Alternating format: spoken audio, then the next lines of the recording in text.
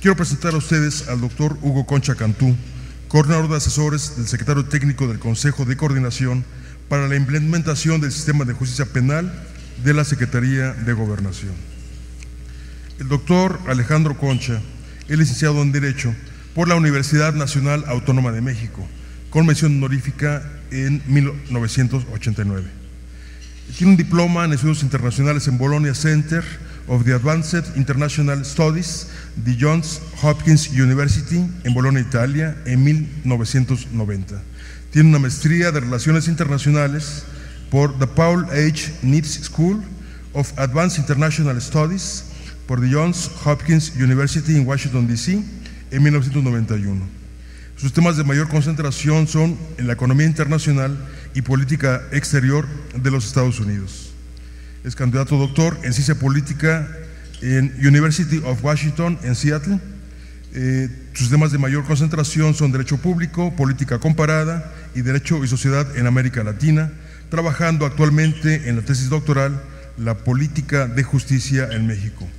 Dentro de sus actividades académicas se destaca que es profesor del Departamento de Derecho del Instituto Tecnológico Autónomo de México, ITAM, desde 1999.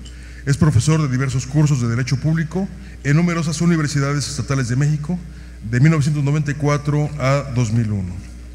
Es profesor también asistente de los cursos de Estados y Mercados, el nacimiento del Sistema Mundial y Políticas Americanas, en los departamentos de Ciencia Política y Estudios Internacionales de University of Washington. Es profesor del curso de Derecho Constitucional Americano en University of Washington, Departamento de Ciencia Política. Es profesor del curso de Introducción al Derecho Público Mexicano en University of Georgia, Escuela de Derecho, Athens, Georgia, en marzo de 2001. Dejo con ustedes al doctor Hugo Concha Cantú.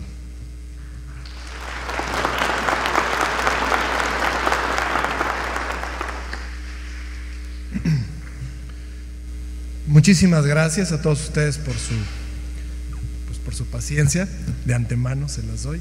Y muchas gracias sobre todo a la doctora Leticia Bonifaz, querida amiga y brillante, diría yo, consejera legal del gobierno de la ciudad, por esta maravillosa invitación para participar en tan importante foro. Déjenme de manera muy breve explicarles lo que quiero hacer. Sé que el tiempo ha corrido y no quiero agotar en exceso su paciencia. En las palabras que tengo preparadas voy a ser muy esquemático, simplemente tratando de resaltar cuáles partes de la reforma constitucional de junio de 2011 creo que afectan directamente el tema central que nos une en este foro, que es el tema de qué tanto esto va a implicar una transformación o un rediseño de las comisiones de derechos humanos, o me gusta, como lo dice el doctor Carpizo, del sistema de protección, del Sistema Nacional de Protección a los Derechos Humanos en el país. Una vez que hago eso, trato entonces sí de hacer unas breves reflexiones en cuanto a de qué manera esto modifica, en primer lugar, la naturaleza constitucional y jurídica de los propios órganos protectores de los derechos humanos. Una breve reflexión respecto a si esto también transforma su estructura. En tercer lugar, cuál es el ámbito competencial y los límites, que me parece muy importante, de actuación de estos organismos, y terminaría hablando de los retos. De manera muy heterodoxa, porque me parece que luego el tiempo no deja hablar de esto, quiero decir que esto de los retos me parece fundamental, porque creo que ahí está la clave de hacia dónde tendríamos que continuar una discusión en este sentido. Y así que se los anuncio de una vez, aunque los trato al final de toda mi exposición. Los retos que yo veo en este sentido son, en primer lugar, uno, en cuanto a eficacia y rendición de cuentas.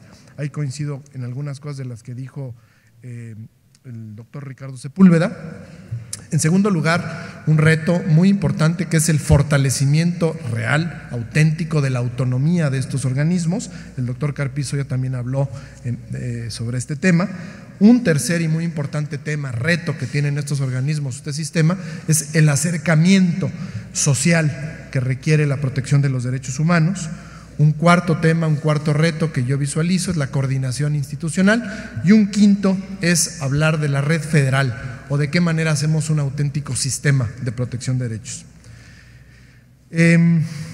¿Cuáles son en la parte de la reforma? Básicamente creo que lo que se puntualiza respecto a rediseñar o transformar los organismos protectores de derechos humanos. Bueno, me parece que en primer lugar el artículo primero, como muy bien ya se mencionó, establece esta obligación a toda autoridad, y aquí obviamente entran en primerísimo lugar los organismos protectores de derechos humanos, para que en el ámbito de sus competencias promueven, respetan, protejan y garanticen los derechos humanos de conformidad con los principios de universalidad, interdependencia, indivisibilidad y progresividad, así como que el Estado de forma general debe de prevenir, investigar, sancionar y reparar las violaciones a los derechos humanos en los términos que establece la ley.